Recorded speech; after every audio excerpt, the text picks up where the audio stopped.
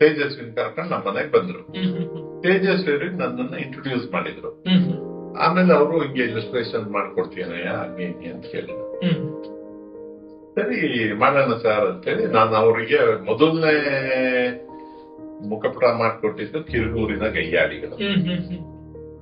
ಅಲ್ಲಿಂದ ನನ್ನ ಮತ್ತೆ ತೇಜಸ್ವಿ ಅವರ ಒಡನಾಟ ಸ್ಟಾರ್ಟ್ ಆಯ್ತು. ಕುವೆಂಪು ಪುಸ್ತಕಗಳಿಗೆ ಕ್ಲಾಸಿಕ್ಸ್ ಅಂತ ಹೇಳಿ ಕೊನೆಗೆ ಬ್ಲಾಕ್ ಬ್ಯಾಕ್ ಗ್ರೌಂಡಿಗೆ ಹೋದ್ವಿ. ಅಲ್ಲಿಗೆ ಹೋದ್ಮೇಲೆ it is very much appreciated by publishers, even book buyers, ಪ್ರತಿಯೊಬ್ರು ಇಷ್ಟಪಟ್ಟಂತ ಇದು. ತೇಜಸ್ವಿದು ನಮ್ದು ಹೇಗಿತ್ತು ಅಂದ್ರೆ, ಅವರು ನಾನು ಹೇಳೋದು ಒಂಥರ ಟಾಮ್ ಅಂಡ್ ಜೆರ್ರಿ ನೋಡ್ತಿರಲ್ಲ, ಆತರ ನಾನ್ ನೋಡೋದಕ್ಕೆ ಅವ್ರು ಬನ್ಸಕ್ಕೆ.